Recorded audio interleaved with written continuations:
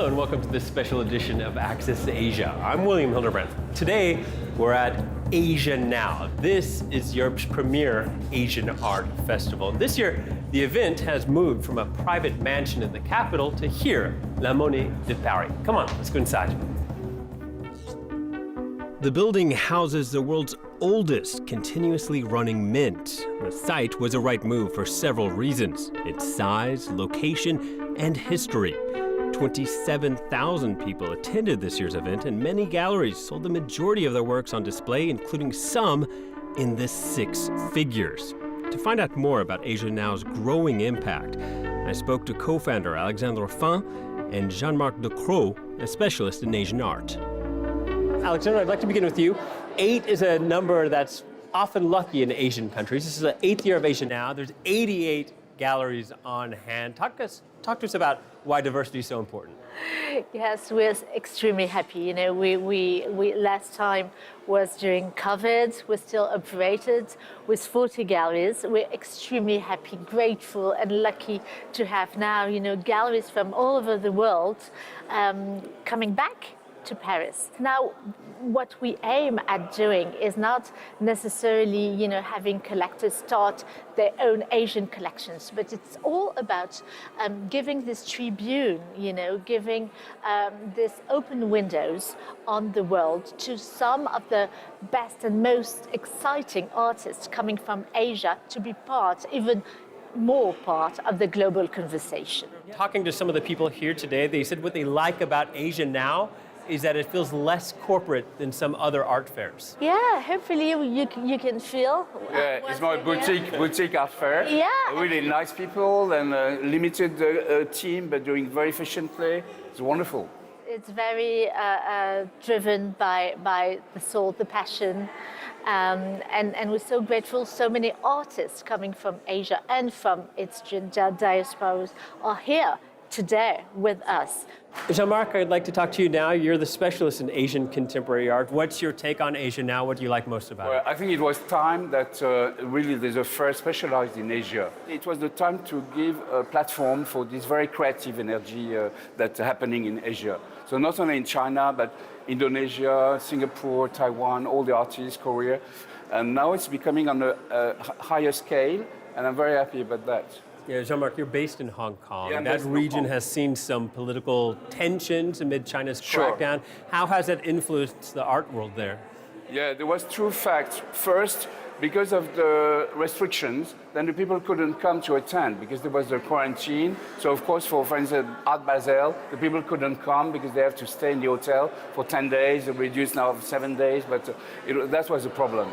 The second problem is there was a restriction on the liberties, so there was kind of a censorship, I actually sold last month part of my collection of Chinese contemporary art, and 8 of my paintings have been censored. Like Ai Weiwei, we cannot sell Ai Weiwei in Hong Kong. And so people are worried that maybe there will be the same kind of a restriction happening in Shanghai to Hong Kong. Because when you go to Shanghai, you have to, before in advance, give the list of your artists, and eventually it will go through a censorship. So this will probably happen in Hong Kong as well, and it's not a good sign. After talking to Alexandre and Jean-Marc, I wanted to meet some of the artists, and with hundreds represented from dozens of countries, the scale can be overwhelming. That also means there's something for everyone.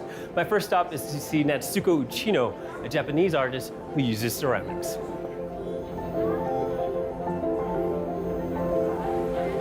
Natsuko, I understand the theme from this year's event is feu de joie, sort of flames of joy, and you're partly responsible for that? Yeah, the feu de joie, I think it's firstly inspired by a kind of a farmer event on the summer solstice. And I organized this event at Piacere Radieux, which is an art center and architecture and design around the farm project of Le Corbusier, La Ferme Radieuse. And we organized this food event and with a big bonfire. So. And the ceramics was part of the convivial event.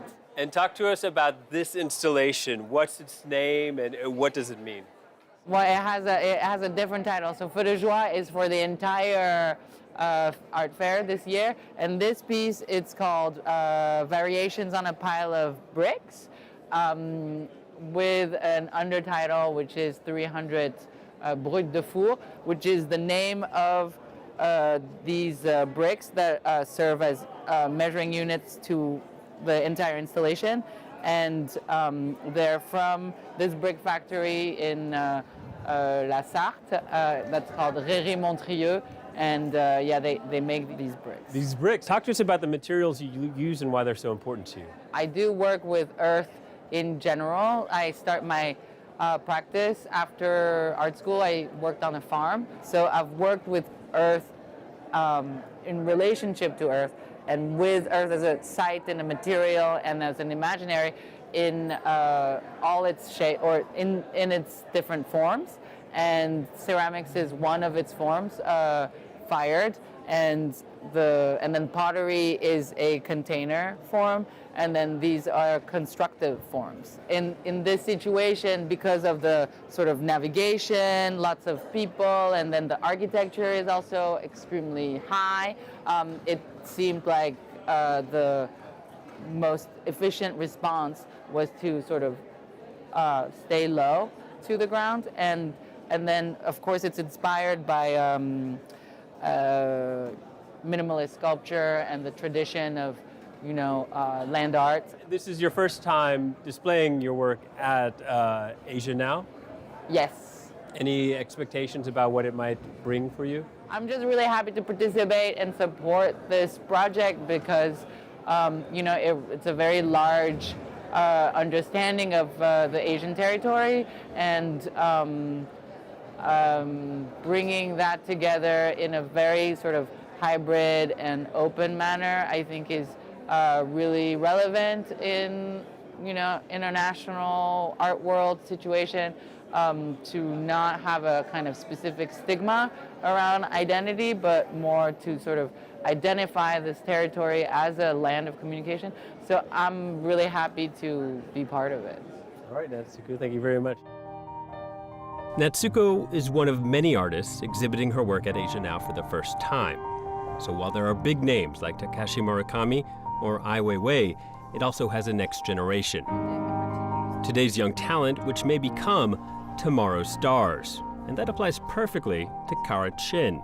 The British Singaporean artist creates her pieces, imagining them being discovered as an artifact in the distant future. Kara, this is your first time at Asia Now? Yeah, it is, yeah. And you're enjoying it so far? I'm having a lovely time. All right, well, talk to us about some of your work. We have a few pieces behind us. Yeah, sure. So everything is kind of from different projects, but the thing that ties them all together is I kind of see all the works in this show as depictions of the present, but viewed as if they're artifacts in the future. So as if you've kind of uncovered something. So I work a lot in ceramics, and I see it as a material that's waiting to be an artifact. So this one is called the Raptors. This was a study for a project that I'm doing on a Jurassic Park and the Jurassic Park film franchise. But this one is meant to be someone wearing a VR headset, doing almost like an educational video. So this guy's meant to be in VR, and they've gone back in time to see prehistoric times. So how would you define sort of the message in your art? Is it social? Is it political? Is there any particular message you're trying to send? Somebody once said my work was really polite because it's not political at all. Maybe it's getting more so. All the pieces in here are kind of, I guess they're sort of satire. They're meant to be making a commentary on climate change. This is where the Jurassic Park franchise comes into it. The second most recent film, the park explodes in this sort of ball of fire. So a lot of the ceramics are depicting this moment in the film. And that, I think, feeds into the fact that they're sort of meant to be artifacts, as if this civilization has already been lost and you're kind of discovering the remnants of it. Because obviously if you're discovering the remnants, then it's a past lost civilization. It seems like you have a lot of humor infused in what you're doing. Do you think that helps when you're also talking about some of these serious subjects? Yeah, I think so. I think for me, it's also, I sometimes think it's a bit of a cop-out. Just sort of like, no, I'm not going to like double down on the message. I'm just kind of skirt around it with humor. But also I think it just makes it more approachable, it makes it more fun. Maybe that's what makes me like art, that you can infuse these darker things with humor. We're talking about one piece that seems to be a political victim. You have one of your paintings hasn't shown up yet.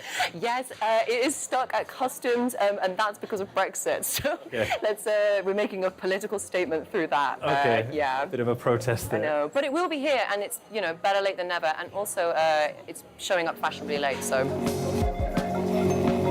There's a lot of amazing art we didn't have time to show you, so definitely recommend you come to next year's edition. That's it for now. Thank you for watching, and please stay tuned to France 24.